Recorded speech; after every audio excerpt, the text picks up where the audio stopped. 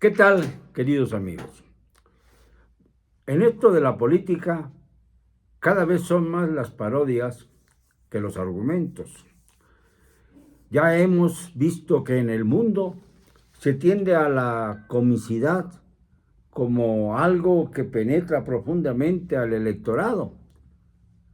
Hubo ya un presidente en Guatemala, Jimmy Morales, que salió de un programa de comediantes. Y sin irnos más lejos, el presidente Volodymyr Zelensky de Ucrania también tenía un programa de televisión en donde imitaba al presidente de Ucrania, a lo mejor sin saber que él iba a serlo también, que iba a ser presidente de Ucrania. Pero esa comicidad a veces se vuelve un desfiladero de sarcasmos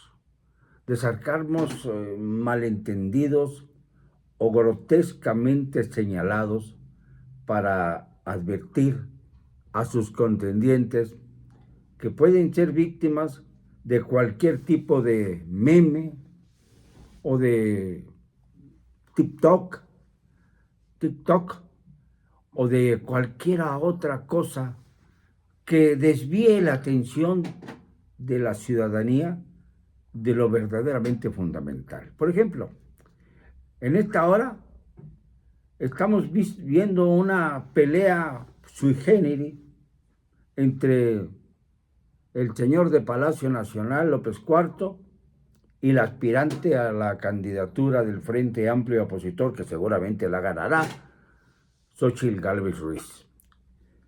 Pues resulta que López Obrador siempre ha sido histriónico. Le gusta poner canciones de Chicoche y de gente por el estilo allá en sus mañaneras. ¡Uy, qué miedo! Esa es la favorita. Y además se pone en un plan de hablar y hablar y hablar. Por ejemplo, cuando se refirió a que Xóchitl vendía gelatinas, Xóchitl le contestó sencillamente que a ella no le gustan los presidentes que tiemblan como gelatinas, dando a entender que el que le tiene miedo es precisamente Andrés a Xóchitl. Pero de eso, Xóchitl, y te lo digo con el respeto que me merece alguien que puede alcanzar el triunfo el próximo 2 de junio de 2024, creo que hay que guardar la compostura. Hay que empezar a hablar y a parecer estadista, no a utilizar los disfraces para parodiar desde el señor López hasta las últimas corcholatas que van quedando, todas aplastadas, pero ahí van.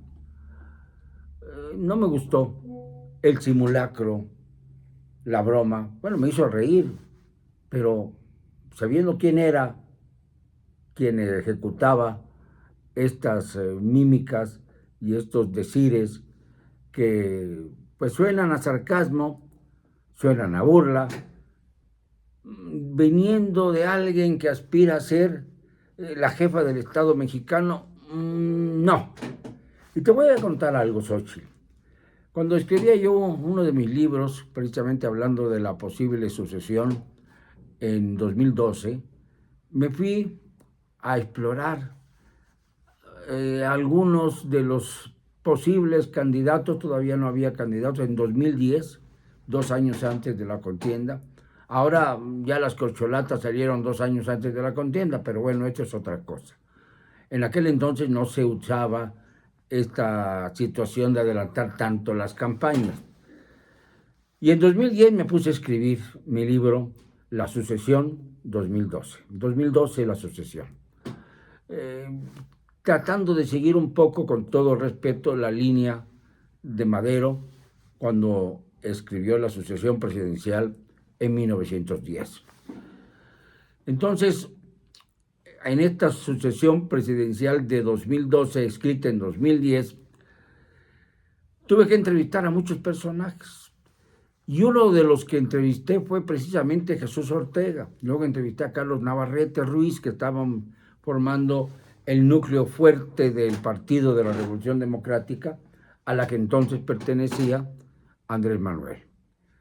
Y me dijeron, el problema de Andrés Manuel en el 2006, o sea, 6 años atrás, fue precisamente que le dijimos hasta el cansancio que su adversario directo no era el señor Fox, no, el adversario eran otros, los adversarios eran otros, eran Felipe Calderón, era Roberto Madrazo, y esos son los que debía dirigirse, a quienes debía dirigirse los cuestionamientos del candidato de izquierda. Me dicen que se lo dijeron en un trayecto allá por el sureste, por donde se sentía abrigado por el calor de Tabasco, por ejemplo.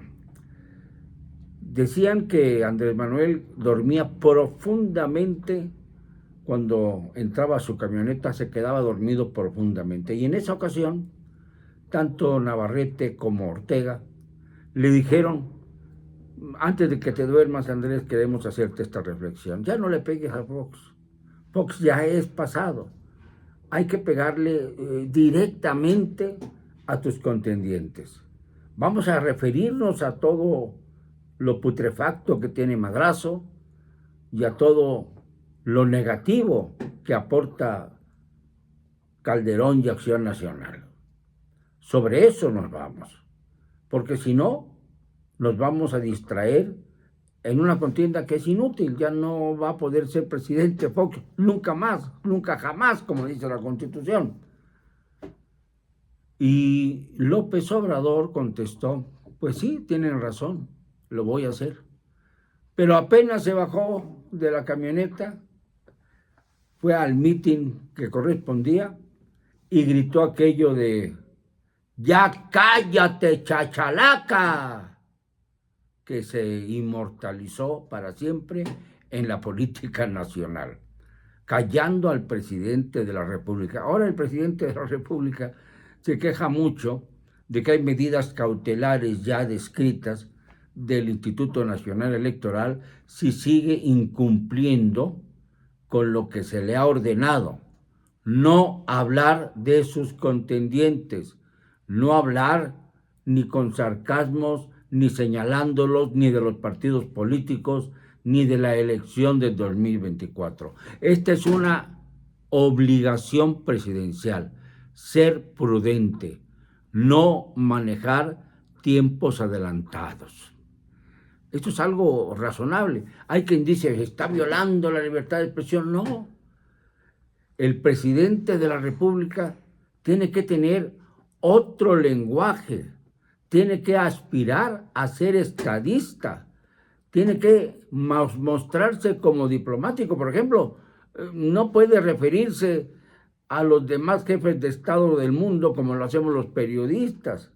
¿Por qué? Porque sencillamente el lenguaje diplomático es diferente, es distinto.